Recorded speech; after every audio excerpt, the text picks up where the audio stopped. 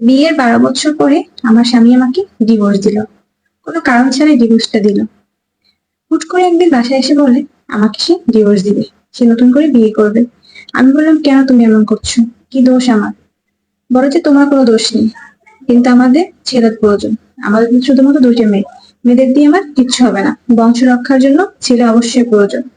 আমি বলি, তুমি দ্বিতীয় বিয়ে করলে সেখানে যে তোমার ছেলে হবে তা তুমি কিভাবে বুঝলা?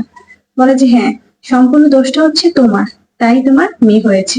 আমি দ্বিতীয় বিয়ে করলে আমার অবশ্যই সে ঘরে ছেলে হবে। বললাম, আমাদের মেয়েদের কি হবে? আমার কি হবে? সে বললে সব ব্যবস্থাই সে করে দিবে, কিন্তু তার দ্বিতীয় বিয়ে করা খুব প্রয়োজন। আমরা 8 বছর রিলেশন করে বিয়ে করি।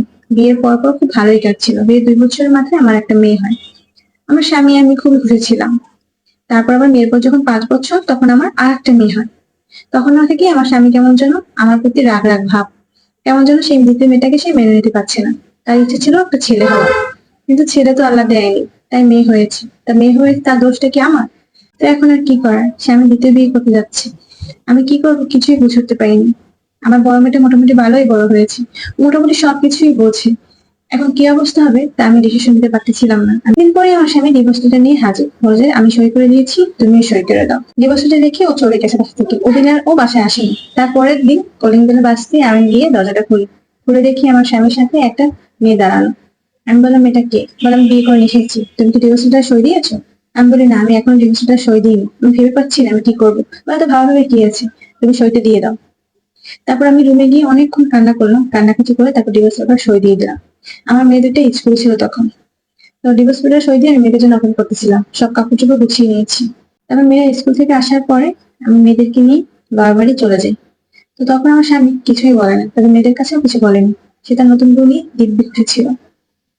তার কিছুদিন পরে আমার স্বামী 5 লাখ টাকা পাঠায় আমার অ্যাকাউন্টে। আমি বলি, এটা কি? বলে, তোমাকে পাঠাইলাম তোমার আর তোমার মেয়েদের জন্য। আমি বলি, মেয়েরা আমার মেয়ে, তোমার কিছু না? মেয়ে নিয়ে তো আমি কখনোই সুখী ছিলাম না, খুশি ছিলাম না, তাই তোমার মেয়ে। আমি বলি, না, তোমার টাকার আমার কোনো প্রয়োজন নেই। আমি আমার বাবা মায়ের একমাত্র মেয়ে ছিলাম। আমার বাবা মায়ের পর্যাপ্ত অর্থ সম্পদ ছিল, তাই আমার স্বামীর টাকার আমার কোনো প্রয়োজন নেই। যেহেতু আমি লেখাপড়া কমপ্লিট করেছি, অবশ্যই আমার কোনো না কোনো চাকরি হয়ে যাবে, তো আমি ওই লোকটা টাকা কেন নেবো? আমি ওকে প্রচন্ড ভালোবাসতাম, সেই ভালোবাসা এখন প্রচন্ড ঘৃণে পরিণত হয়েছে।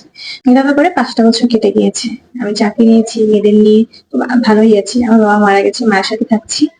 তা আলহামদুলিল্লাহ খুব ভালো আছি। শুনেছি আমার স্বামী যে দ্বিতীয় বিয়ে করছে, সে ঘরে যমজ দুটো মেয়ে হয়েছে। শুনে আমি খুব খুশি হয়েছি, যে এমনই হওয়া উচিত। যেমন কর্ম ঠিক তেমনই ফল। সবাই আমাদের জন্য দোয়া করবেন। আসসালামু আলাইকুম, আল্লাহ হাফেজ।